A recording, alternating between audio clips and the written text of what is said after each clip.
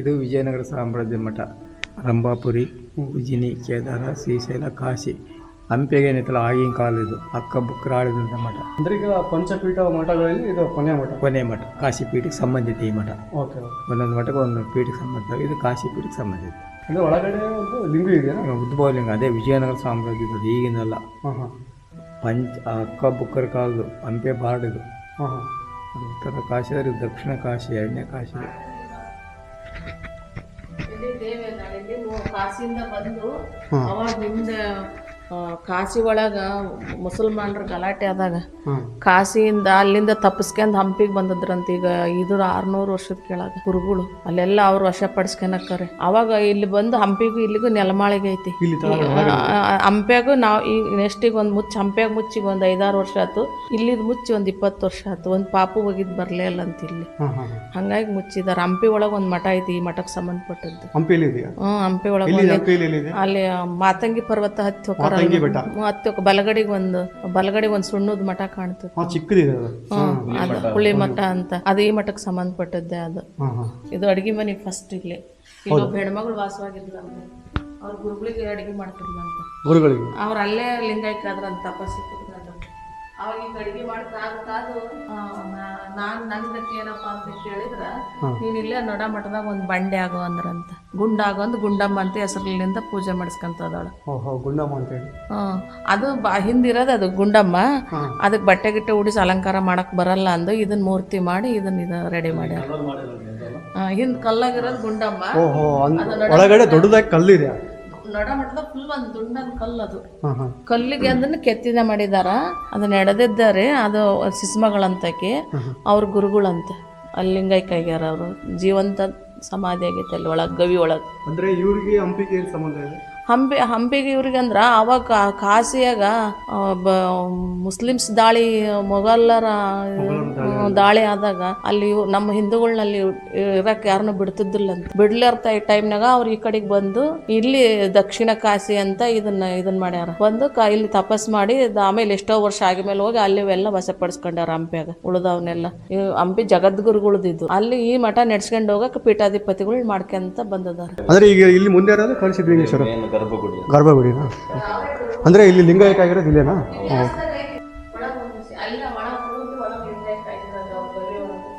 Okay. ಒಳಗಡೆ ಹೋಗ್ಬೋದಾ? ಹಾಂ.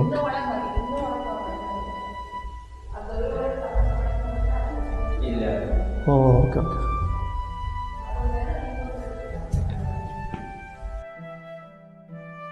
ಅಂದ್ರೆ ಲಿಂಗಾಯಕ ಆಗಿರೋದು ಇಲ್ಲೇನಾ? ಇಲ್ಲೇನಾ?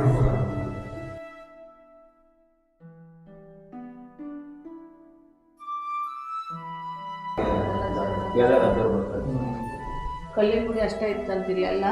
ಈ ಅಜ್ಜಾರ್ ಬಂದು ಇದನ್ನೆಲ್ಲ ಕಳ್ದಿದ್ದು ಅಂತ ಇಲ್ಲೆಲ್ಲ ಗುಡ್ಡ ಅಂತ ಗಿಡ ಮರ ಎಲ್ಲ ಕಡ್ದು ಈ ಅಜ್ಜಾರ ಇದನ್ನ ಉದ್ಧಾರ ಮಾಡಿರೋದು ಈ ಮಠನ. ಸುಮ್ಮನೆ ನಾವು ಸೇವಕರ ಥರ ಪೂಜೆ ಮಾಡ್ತೀವಿ. ಅವ್ರು ಏನಾರ ನಮಗೆ ಮಕ್ಕಳಾಗಿಲ್ಲ ಅಂತ ಕೇಳ್ತಾರಲ್ಲ, ನಾನು ಅವಾಗ ಅದ್ರೊಳಗೆ ಉಳಿತುತ್ತಿ ಹಣ್ಣು ಕೊಡ್ತೇನೆ. ಉಡಿ ಒಳಗಿನವ ಉತ್ತುತ್ತಿ ಹಣ್ಣು ಕೊಡ್ತಾನೆ. ಅವರು ಮಕ್ಕಳಾದರು ಬಂದು ನಮಗೆ ನೀವು ಉತ್ತುತ್ತಿ ಹಣ್ಣು ಕೊಟ್ಟದಕ್ಕೆ ನಮಗೆ ಮಕ್ಕಳಾಗ್ಯಾವ ಅಂತ ಹೇಳಿ ಬಂದು ಉಡಿ ತುಂಬಿಸಿ ಸೀರೆ ಉಡಿಸಿ ಎಲ್ಲ ಪೂಜೆ ಮಾಡಿಸಿ ಹೋಗಾರ. ಆಮೇಲೆ ಮದುವೆ ಆಗ್ಲಿಲ್ದಾರೆ ಕಂಕಣ ಕಟ್ತೀವಿ. ಅವ್ರು ಎಷ್ಟೋ ವರ್ಷ 30 ವರ್ಷ ಗಂಟ್ಲೆ ಮದುವೆ ಆಗಿರಲ್ಲ. ಅವ್ರಿಗೆ ಕಂಕಣ ಕಟ್ಟಿದ್ರೆ ಅವ್ರಿಗೆ ಮದುವೆ ಆಗೈತಿ ವರ್ಷ ತುಂಬತ್ತಿಗೆ. ಅವ್ರಿಗೆ ಬಂದು ಹರಕೆ ಮುಟ್ಟಿಸಿ ಹೋಗಾರ. ಪವಾಡ ಇಲ್ಲಿ ಆಕಿ ನೆಂಬಿದ್ರೆ ಬಿಡಂಗಿಲ್ಲ ಆಕಿ. ಅದನ್ನು ಮುಂದಿರೋದು ಸಂತೋಷ್ ಮಾತೆ ಅಂತ, ಅದು ಹಿಂದಿರೋದು ಗುಂಡಮ್ಮ.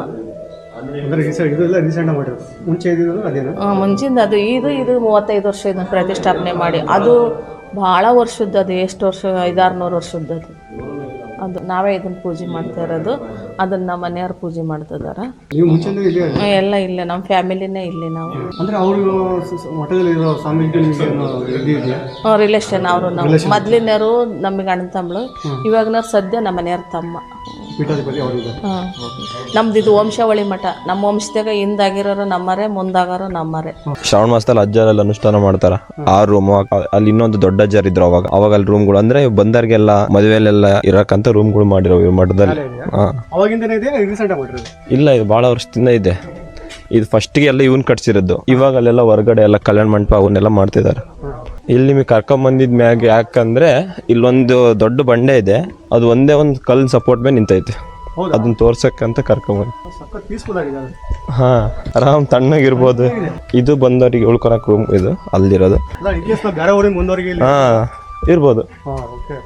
ಇದು ನಮ್ಮ ದೊಡ್ಡ ಅಜ್ಜರು ಇಲ್ಲೇ ಇರ್ತಿದ್ರು. ಅವ್ರು ಇವತ್ತು ತೀರ್ಕೊಂಡು ಒಂದು 12 ವರ್ಷ ಆಯ್ತು. ಲಿಂಗೈಕ್ಯಾಗರ್ ಅವರು. ಅವಾಗ ಅವ್ರು ಇಲ್ಲೇ ಇದ್ರು.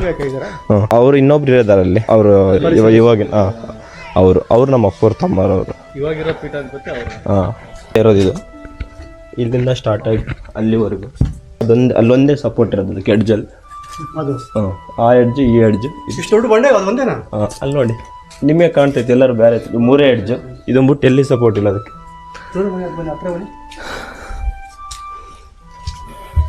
ಇಲ್ಲಿ ಟಚ್ಚೂ ಆಗಿಲ್ಲ. ಅದು ಟಚ್ ಆಗಿಲ್ಲ, ಅದೊಂದೇ ಸಪೋರ್ಟ್. ಇಲ್ಲಿ ಇನ್ನೂ ಸ್ವಲ್ಪ ಟಚ್ ಆಗಿರೋದು. ಅದನ್ನ ಬಿಟ್ರೆ ಅದೇ ಟಚ್ ಆಗಿರೋದು.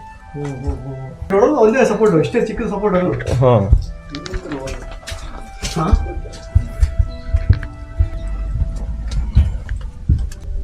ಅದು ಸಪೋರ್ಟ್ ಅಂದರೆ ಆಮೇಲೆ ಕಟ್ಟಿರೋದು ಅವು. ಫಸ್ಟಿಗೆ ಬಂಡೆ ನಿಂತೈತಲ್ಲ ಅವರೆಲ್ಲ, ಬಂಡೆಗೆ ಅದು ಇದನ್ನ ಕಟ್ಟಿರೋದು ಬಿಲ್ಡಿಂಗು. ಕಟ್ಟಿರೋದು ಬಂಡೆ ಮಾತ್ರ ಅದು. ಇದೊಂದು ಸ್ವಲ್ಪ ಸಪೋರ್ಟ್ ಐತಿ, ಇಲ್ಲೊಂದು ಸ್ವಲ್ಪ ಸಪೋರ್ಟ್. ಇವೆರಡೇ ಮೇನ್ ಸಪೋರ್ಟ್, ಬಂಡೆಯಿಂದ ಸಪೋರ್ಟ್. ಇಲ್ಲಿಂದ ನೋಡಿ ಇಷ್ಟು ಕ್ಲಿಯರ್ ಕಾಣುತ್ತೆ.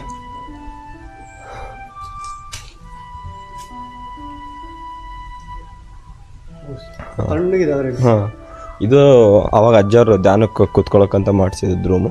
ಇವೆಲ್ಲ ಅವ್ರು ಕರ್ಸಿದ್ದೇಶ್ವರ, ಇವಾಗಿರೋರು ವಿಶ್ವಾರಾಧ್ಯ. ಇವೆಲ್ಲ ಇವಾಗ ಬಂದವರಿಗೆ ಉಳ್ಕೊಳಕ್ ರೂಮು. ಮದುವೆಗಳು ನಡೀತಿರ್ತಾವು, ಮಠ ಜಾತ್ರೆ ನಡೀತಿರ್ತಾವಲ್ಲ. ಅದು ಇವಾಗ ಹೊಸದಾಗಿ ಮಾಡಿರೋದು. ಅಲ್ಲೊಂದಿದೆ, ಇಲ್ಲೊಂದಿದೆ. ಇಲ್ಲಿಂದ ಬಂದರೆ ಕ್ಲಿಯರ್ ಕಾಣುತ್ತೆ ಎಲ್ಲ. ದೇವಸ್ಥಾನ ಕಾಣುತ್ತೆ. ಹಾಂ, ಇಡೀ ಮಠ ಕಾಣುತ್ತೆ. ಈಗಲೇ ಹೋಗ್ತಿರೋಣ ಪ್ಲೇಸಿಗೆ. ನಾವೀಗ ಹೋಗ್ತಿರೋದು ಆಂಜನೇಯ ಅಂತ. ಇಲ್ಲಿ 2 ಗುಡಿ ಇದಾವೆ, ಒಂದು ಆಂಜನೇಯ, ಇನ್ನೊಂದು ಓಬಳೇಶ್ವರ ಅಂತ. ಅದು ಏನಾಗಿದೆ ಅಂದ್ರೆ ಬಹಳ ಸ್ವಲ್ಪ ದಿವಸದಿಂದ ಇವಾಗ ಜನ ಕಳ್ಳರು ಅವರು ಏನೋ ಒಟ್ಟು ಯಾರೋ ಅವ್ರು ಯಾರು ಹೇಳೋರು ಗೊತ್ತಿಲ್ಲ, ಗುಡಿಗಳು ದೇವ್ರ ಮೂರ್ತಿಗಳ ತೆಳಗೆ ದುಡ್ಡಿರುತ್ತೆ, ನಿಧಿ ಇರುತ್ತೆ ಅಂತ ಏನೋ ಒಂದು ನಂಬಿಕೆ ಅವ್ರದ್ದೇನೋ. ಹಂಗ್ ಮಾಡಿ ಅವನ್ನೆಲ್ಲವನ್ನು ಕಿತ್ಬಿಟ್ಟಾರೆ. ದೇವ್ರನ್ನೆಲ್ಲ ಅಲ್ಲಿ ಪ್ಲೇಸ್ ಇಂದ ಕಿತ್ತು ಸೈಡಿಗೆ ಹಾಕಿ ಎಲ್ಲ ತೆಗ್ತೋಡಿ ಹಂಗೆಲ್ಲ ಮಾಡಿದ್ರು. ಸುಮಾರು ಒಂದು 10 ವರ್ಷದಿಂದ ನಾವು ಅವಾಗ ಇಲ್ಲಿದ್ರ ಜನ ನಾವು ಮಠದವರೆಲ್ಲರೂ ಹೋಗಿ ಅದನ್ನೆಲ್ಲ ಕ್ಲೀನ್ ಮಾಡಿ ಪ್ಲೇಸ್ನ, ಮತ್ತೆ ಅವನ್ನೆಲ್ಲ ಪ್ಲೇಸಿಗೆ ಆ ಮೂರ್ತಿಗಳನ್ನ ಇಟ್ಟು ಆಮೇಲೆ ಅವಾಗಿಂದ ಪೂಜೆ ಮಾಡ್ಕೊಂತ ಬಂದಿದೀವಿ. ಮೆಟ್ಲು ಮಾಡಿರೋದು ಇವಾಗ. ಅವಾಗ ಇಲ್ಲಿ ಡೈರೆಕ್ಟ್ ಹಿಂಗೆ ಗುಡ್ಡದಂಗೆ ಬರ್ತಿದ್ವಿ, ಕಾಲ್ದಾರಿಲಿ ಬರ್ತಿದ್ವಿ. ಇವಾಗ ಇಲ್ಲಿ 2 ದೇವಸ್ಥಾನ, ಓಬಳೇಶ್ವರ ಹಿಂದೆ ಐತಿ, ಅಲ್ಲಿ ಹೋಗೋದು ಬಹಳ ಕಮ್ಮಿ. ಆದ್ರೆ ಇದು ಆಂಜನೇಯ ಗುಡಿ ಇಲ್ಲೇ ಇದೆ ಅಲ್ಲ ಹತ್ರ. ದಿವಸ ನಮ್ಮ ಮಠದ ಹುಡುಗರು ಹೋಗಿ ಪೂಜೆ ಮಾಡ್ಕೊಂಡ್ ಬರ್ತಾರೆ. ಹೌದು, ಮಠದಲ್ಲಿ ಇದು ಸಂಸ್ಕೃತ ಪಾಠಶಾಲೆ ಐತಿ. ನಮ್ಮ ಒಂದು ಸ್ಟಾರ್ಟ್ ಆಗಿ ಒಂದು 7 ತಿಂಗಳಾಯ್ತು. ಈ ವರ್ಷದಿಂದ ಸ್ಟಾರ್ಟ್ ಆಗಿದೆ. ಇವಾಗ ಒಂದು 40 ಹುಡುಗರು ಇದ್ದಾರೆ ಸಂಸ್ಕೃತ ಪಾಠಶಾಲೆಯಲ್ಲಿ. ಸ್ಕೂಲಿಗೆ ಹೋಗೋರು ಸ್ಕೂಲಿಗೆ ಹೋಗಿ ಬಂದು ಪಾಠಶಾಲೆಯಲ್ಲಿ ಕೂರ್ತಾರ, ಇಲ್ಲ ಇಲ್ಲೇನೆ ಪಾಠಶಾಲೆಯಲ್ಲಿ ಕಲಿಬೋದು. ಇದು ಆಂಜನೇಯ. ಇಲ್ಲಿ ಆಂಜನೇಯ, ಈಶ್ವರ ದೇವ್ರು ಎರಡು ದೇವ್ರ ಮೂರ್ತಿ ಇತ್ತು ಇಲ್ಲಿ. ಹಿಂದೆ ಈಶ್ವರ ದೇವ್ರ ಮೂರ್ತಿ ಇದೆ, ಆದ್ರೆ ಅದನ್ನೆಲ್ಲರೂ ಅವ್ರು ಬುಕ್ ಮಾಡಿದ್ದಾರೆ. ಅದೆಲ್ಲ ಮ್ಯಾಗಳದೆಲ್ಲ ತಲೆ ಎಲ್ಲ ತೆಗೆದು ಅದಂಗೆಲ್ಲ. ಇದು ಹೊರಗಡೆ ಇತ್ತು ಆಂಜನೇಯ ಮೂರ್ತಿ, ಅದನ್ನ ಹೊರಗಡೆ ಇಡೋದು ಒಳಗಿಟ್ಟಿದ್ದೀವಿ. ಇಲ್ಲಿನೂ ಒಂದು ಈಶ್ವರ ದೇವ್ರದಿತ್ತು. ಇಲ್ಲ ಅಂದ್ರೆ ಅದೆಲ್ಲ ತಲೆ ಎಲ್ಲ ತೆಗ್ದಿದ್ದಾರೆ, ಅವನ್ನೆಲ್ಲವನ್ನು ಮುಕ್ ಮಾಡ್ಬಿಟ್ಟಿದ್ದಾರೆ. ಹೌದು, ಅವಾಗ ಮಾಡಿದೆ. ಅದು ಅವಾಗಿನ ಕಾಲದಾಗ, ಇದು ಅವಾಗಿನ ಕಾಲದಾಗ ಸ್ವಲ್ಪ ಆಗೈತೆ. ಆಮ್ಯಾಗ ಬಂದ್ಮೇಲೆ ಇತ್ತೀಚೆಗೆ ನಾರ್ಮಲಿ ಕಳ್ಳರು ಕಾಟದಿಂದ ಜಾಸ್ತಿ ಆಗೈತೆ. ಹಂಗೆ. ಇದು ಗರುಡಗಂಬ ಅಂತ ಇರುತ್ತಲ್ಲ ದೇವಸ್ಥಾನ ಮುಂದೆ. ಇಲ್ಲಿಂದ ಎಲ್ಲ ಕಾಣುತ್ತೆ ನೋಡ್ರಿ. 3 ಇಲ್ಲಿ ಬನ್ನಿ. ಈಗ ಬುಕ್ ಸಾಗರ ತಾನೆ ಇದು? ಬುಕ್ ಸಾಗರದ ಕಾಲೇಜ್ ಕಡೆಗಿರೋ ನಮ್ಮ ಮಠ, ಈ ದೇವಸ್ಥಾನಗಳು. ಇದೇ ಟೆಂಪಲ್ ನಾನು ನೋಡಿದ್ದೆ. ಇದು ಮೇಲೆ ಇರೋದು ಯಾವ್ದು? ಇಲ್ಲ, ಅದಕ್ಕೆ ಇದು ಗೋಪುರ ಅಷ್ಟೇ. ಗೋಪುರ ನಾವೇ ಟೆಂಪಲ್ ಅನ್ಕೊಂಡಿದ್ದೆ. ತಳಗಿತ್ತು ಅಲ್ಲಿ ಇನ್ನೊಂದಿದೆ, ಓಬಳೇಶ್ವರ ದೇವಸ್ಥಾನ ಅಂತ, ಸ್ವಲ್ಪ ದೂರ ಇದೆ ಅದು. ತುಂಬ ಲಾಂಗ್ ಇದೆ. ಇಲ್ಲಿ ತನಕ ನೋಡಿದ್ರಲ್ಲಪ್ಪ, ಇದು ಮಠದೊಂದು ಹಿಸ್ಟ್ರಿ ಏನೇನಿದೆ ಅಂತೆಲ್ಲ ಅವರೆಲ್ಲ ಎಕ್ಸ್ಪ್ಲೇನ್ ಮಾಡಿದ್ರು. ಈಗ ವಿಡಿಯೋನ ಎಂಡ್ ಮಾಡೋ ಸಮಯ. ಇನ್ ಕೇಸ್ ನೀವೇನಾದರೂ ಹಂಪಿಗೆ ಬಂದರೆ ಈ ಮಠನ ಮಿಸ್ ಮಾಡಬೇಡಿ.